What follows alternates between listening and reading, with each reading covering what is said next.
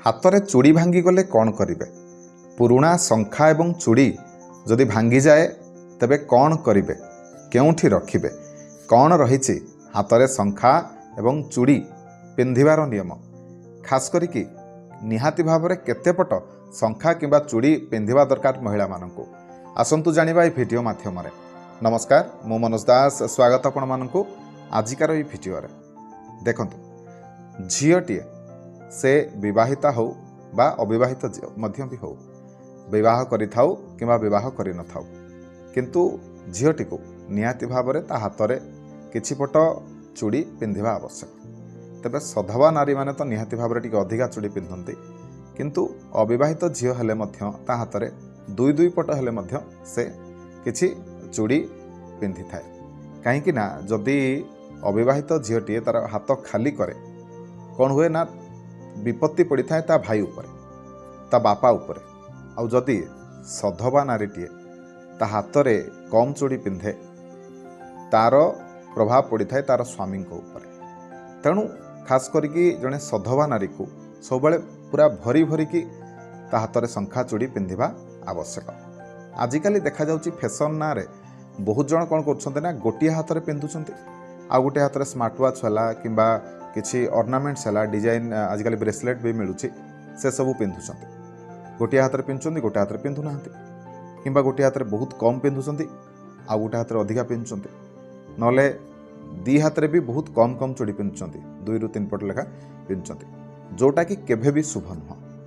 ନିହାତି ଭାବରେ ଜଣେ ସଧବା ନାରୀର ମୁଖ୍ୟ ଗହଣା ହେଉଛି ତାର ଶଙ୍ଖା ଚୁଡ଼ି। କାହିଁକିନା ପ୍ରତ୍ୟେକ ସଧବାର ପରିଚୟ ହେଉଛି ଶଙ୍ଖା ସିନ୍ଦୁର।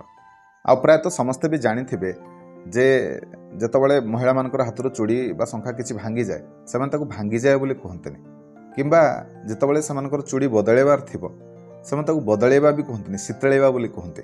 ତେଣୁ ଏଇ କଥାରୁ ଆପଣମାନେ ଜାଣିପାରୁଥିବେ ଯେ ଗୋଟେ ଶଙ୍ଖା ଆଉ ଚୁଡ଼ି ଜଣେ ସଧବା ନାରୀ ପାଇଁ କ'ଣ ମହତ୍ତ୍ୱ ରଖେ। ଦେଖନ୍ତୁ, ଆପଣମାନେ ନିଜର ଶଙ୍ଖା ଚୁଡ଼ିକୁ ଯେତିକି ସମ୍ମାନ ଦେବେ, ତାହା ଆପଣଙ୍କ ପାଇଁ ସେତିକି ଭଲ ହେବ।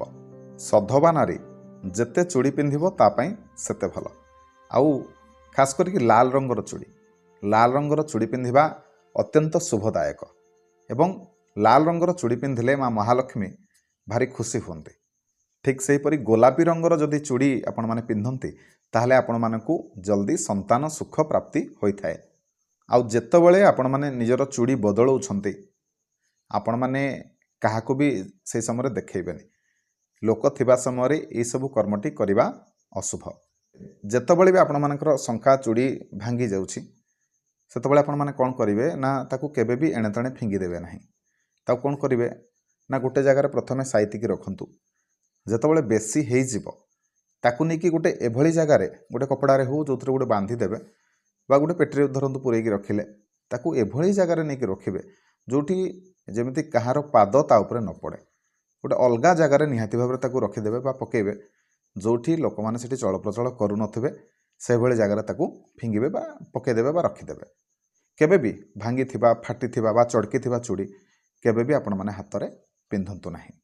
କେବେ ବି ଆପଣମାନେ ଏଇ ଯେଉଁ ଭଙ୍ଗା ଚୁଡ଼ିକୁ ଆପଣଙ୍କର ଡଷ୍ଟବିନ୍ରେ, ଅଳିଆ ଗଦାରେ ଏଣେତେଣେ କେବେ ବି ଫିଙ୍ଗିବେ ନାହିଁ। ଗୋଟେ କାମ କଲେ ବି ବଢ଼ିଆ ହେବ। ଆଜିକାଲି ଆପଣମାନେ ୟୁଟ୍ୟୁବରେ ବି ଦେଖିପାରିବେ, ବହୁତ ଭିଡ଼ିଓ ଆପଣଙ୍କୁ ମିଳିଯିବ, ଯାହାକି ପୁରୁଣା ଚୁଡ଼ିରେ କେମିତି ଘରକରଣା ଜିନିଷ ଆପଣମାନେ କରିପାରିବେ, ସୋ ପିସ୍ ଜିନିଷ ସବୁ କେମିତି କ୍ରିଏଟ୍ କରିପାରିବେ। ତାକୁ ଯଦି ବି ଆପଣମାନେ ସେଭଳି କରିକି ଯଦି ଆପଣଙ୍କର ଘରେ ଘରକରଣା ଭାବରେ ତାକୁ ୟୁଜ୍ କରନ୍ତି, ସୋ ପିସ୍ ଭାବରେ ୟୁଜ୍ କରନ୍ତି, ତାହେଲେ ମଧ୍ୟ କିଛି ଅସୁବିଧା ନାହିଁ, ସେଭଳି ଆପଣମାନେ କରିପାରିବେ। ମନେ ରଖନ୍ତୁ, ଆପଣଙ୍କର ଭଙ୍ଗା ଚୁଡ଼ିକୁ କେବେ ବି ବେଡ଼ରୁମ୍ରେ ରଖିବେନି, ବା ଏମିତି ଜାଗାରେ ରଖିବେ ଯେମିତି କାହାରି ଦୃଷ୍ଟି ସେଠିକି ନ ପଡ଼େ। ମନେ ରଖନ୍ତୁ, ଯେବେ ବି ଶଙ୍ଖା ଚୁଡ଼ି, କାହାର ପୁରୁଣା ଶଙ୍ଖା ଚୁଡ଼ି ଯଦି ଆପଣଙ୍କ ଗୋଡ଼ରେ ବାଜିଲା, ତାହେଲେ ନିହାତି ଭାବରେ ତାକୁ ଉଠେଇକି ସାଙ୍ଗେ ସାଙ୍ଗେ ନମସ୍କାର କରନ୍ତୁ, ପ୍ରଣାମ କରନ୍ତୁ। କାହିଁକିନା ଯଦି ଆପଣମାନେ ଏଭଳି ନ କରନ୍ତି, ସମ୍ମାନ ତାକୁ ନ ଜଣାନ୍ତି, ତାହେଲେ ମହାଲକ୍ଷ୍ମୀ ନିହାତି ଭାବରେ ଆପଣଙ୍କ ଉପରେ ରୁଷ୍ଟ ହେବେ। ଏହା କେବେ ବି ଆପଣଙ୍କ ପାଇଁ ଶୁଭ ହେବନି। ତେବେ ଯେତେବେଳେ ଆପଣମାନେ ମଥାରେ ସିନ୍ଦୁର ଲଗାଉଛନ୍ତି, ଶଙ୍ଖାରେ ବି ଆପଣମାନେ ସିନ୍ଦୁର ଲଗାନ୍ତି, ତେବେ ଯେତେବେଳେ ଆପଣମାନେ ନିଜ ଶଙ୍ଖାରେ ସିନ୍ଦୁର ଲଗାଉଛନ୍ତି,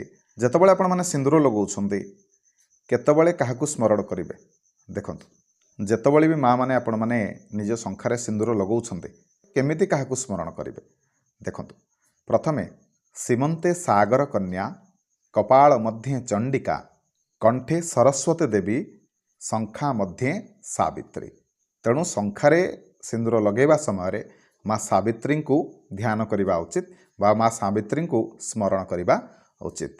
जितेबाला सीमंतर सिंदूर लगाउछन्ति सेतेबाला माँ लक्ष्मी स्मरण करेंगे। सागर कन्या होउछन्ति माँ लक्ष्मी। जितेबाला कपाल सिंदूर लगाउछन्ति सेतेबाला चंडिका माता बा आपण मैंने माँ दुर्गा को स्मरण करेंगे। जितेबाला कंठरे लगाउछन्ति सेतेबाला सरस्वती को स्मरण करेंगे। आउ जितेबाला निज हाथ चूड़ी लगाउछन्ति से समय माँ सावित्री स्मरण करेंगे, जहाँकि आपण भाग्यवर्धक साब्यस्त हम। तेबे जहाँ भी मुझे वीडियो माध्यम कही जदि ताकू आपण मैंने पालन करती ताले निहाती भाव में आपण मैंने भाग्यशाली हेबे। माँ महालक्ष्मी एवं समस्त देवादेवी माने आपन को कल्याण प्रदान करेंगे। तेबे आशा करुँच आजिकार भिडियोटी आपण मानक निश्चय भल लगी। जदि वीडियो भल लगी थाए तेबे वीडियो को लाइक करेंगे, शेयर करेंगे, चैनल को सब्सक्राइब करेंगे। कमेंट रे आपन को वीडियो केमिति लागला निहाती भाव में जनइबे। रहिली जय जगन्नाथ, जय माँ महालक्ष्मी।